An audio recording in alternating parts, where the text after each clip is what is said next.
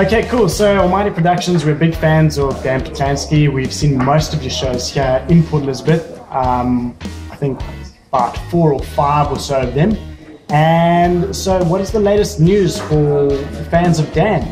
Well, it's obviously a pleasure to be back in PE again. Good place to play, you know. But the latest news is we're launching on my new album called 20 Stones, right here, you know. And it's not in retail yet.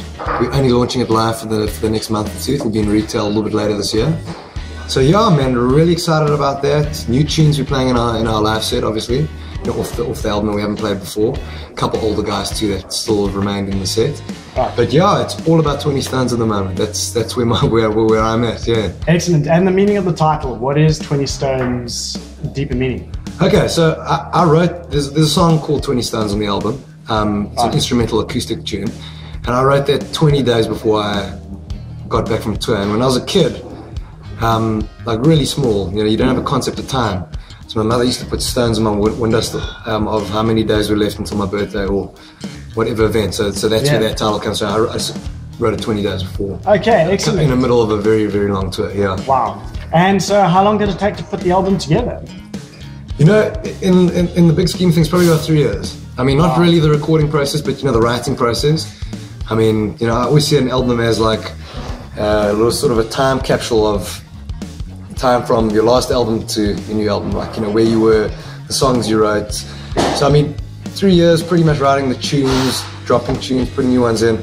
We started recording this in July of 2011, and we only launched now 22nd of January 2012. Okay. So that was the actual production and recording process and mixing. Excellent.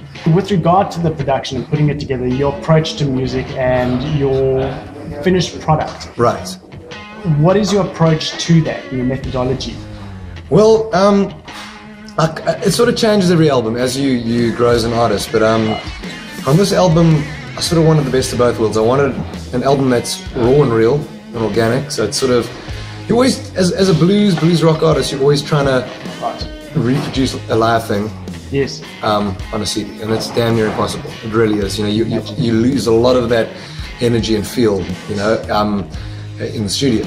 So you need to approach it differently. You need to say, we can't make it too manky, you know, too live and too raw. Right. But you also don't want it too overproduced and too clinical.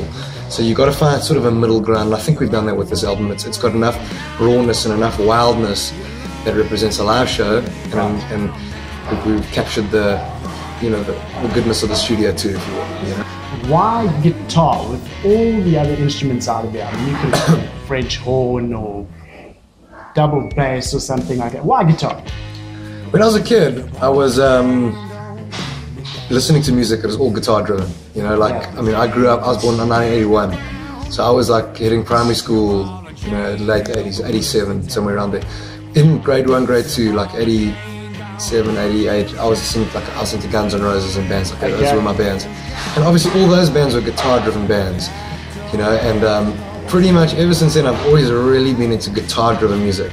Not that I don't like other instruments. I'm a huge piano fan, I'm a huge jazz fan, you know, but I've always had a love for the guitar. Okay, you know? great. Yeah. So there's no uncool instruments in your history? You didn't start out playing the recorder or something like that? No, none of that. You know? None of that. It's just been guitar all the way, man. Good to know. And a lot of youngsters will be interested to know sort of what age did you start? I think that's always an interesting question to know. I initially started, I got like a nylon string acoustic when I was about 10 years old. I didn't really get into it, you know, like didn't mess around with it for like a few months and sort of put it aside. Yeah. When I was about 14, 15, that's when I got my first electric guitar, and that's when I would say I really started playing, Okay, so probably a good age to start. But there's still hope for me. Of course, hope for anyone. About 18 years of age, like myself. Are you 18? No. I wish. I was going to say, bro.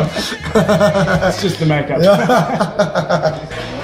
Okay, so coming back to your album, Dan, which would you say is your favorite song on 20 Stones, your latest release? I would say probably Bring the World to His Knees, the first track. It's I don't know, it's just the one that it changes all the time, but I think since we've got the masters back from the States, that's definitely been the one for me. Okay. Are there any radio singles that we can look forward to?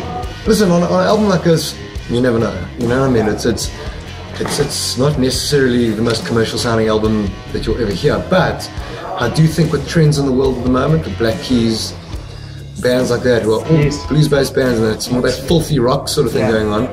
Even South African bands like Shadow Club, it's also very like organic and filthy and real. And I think this does definitely have potential for radio singles. There's a track in there for My Daddy's Old Gun that we're going to put forward for possible radio singles. So we hope for the best. Yeah. Cool. And we'd love to check out your gear. If we could have a bit of a gear tour. Let's do it. Great. Cool.